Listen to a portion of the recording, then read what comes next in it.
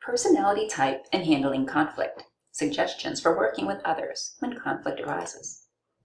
If you've taken the MBTI assessment before and participated in a workshop led by a certified MBTI practitioner, you may remember the Myers-Briggs assessment is designed to help identify inborn predispositions, better known as preferences, while many other personality inventories are designed to measure behavioral habits or traits. The best way to think of preferences is to think about how it feels when you write your name with your dominant hand and then switch to write your name with your other hand. While you can likely write with both, you prefer to write with your dominant hand. And I bet your handwriting looks better too when you do that. MBTI bases these inborn predispositions on 4 pairs of opposite preferences: extroversion or introversion, or how we view the world around us; sensing or intuition, and notice intuition is represented by an N, not an I, or how we take in information; thinking or feeling, or how we make decisions; and judging or perceiving, or how we plan and complete tasks. These 4 preference pairs generate 16 different MBTI type codes. Research shows that it's the last 2 letters in the 4-letter type code which has the greatest impact on how one manages conflict. These are known as conflict pairs and represent the combination of one's decision-making preference for thinking or feeling and one's lifestyle preference for judging or perceiving. There are 4 possible conflict pairs: feeling and perceiving, feeling and judging, thinking and perceiving, and thinking and judging.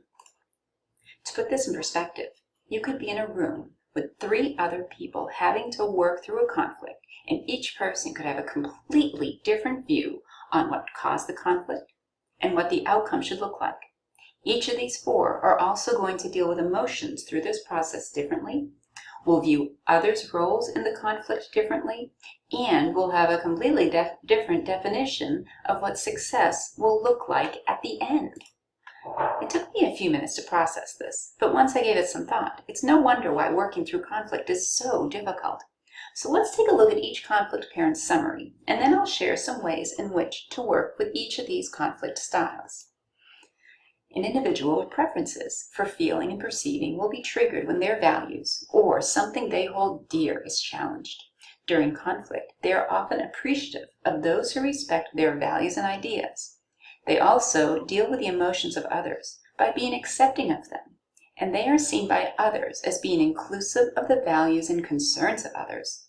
The process is successful when a safe environment is established in which there is an opportunity to explore everyone's viewpoints.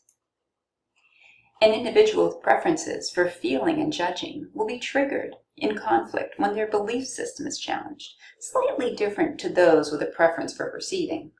At the end of the conflict, they are going to want to see relationships among those involved to be able to remain intact. The emotions of an FJ can be intense and are likely to encourage others to share their feelings and opinions.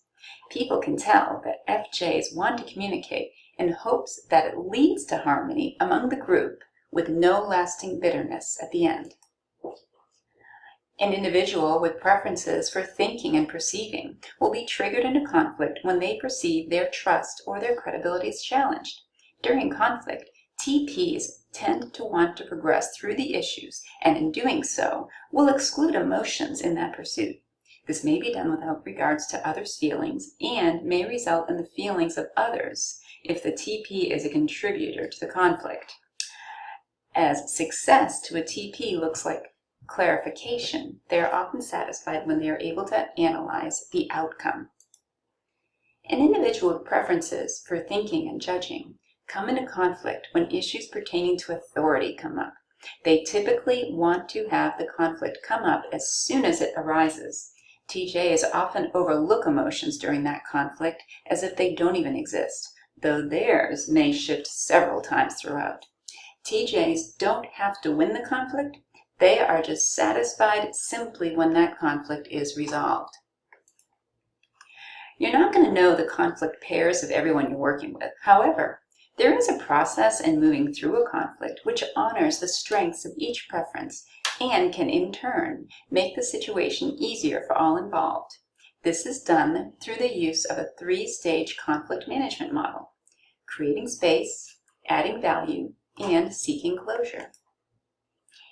In the MBTI conflict style report, Stage 1, or creating space, involves bringing the views, ideas, and opinions of all vested parties into the dialogue.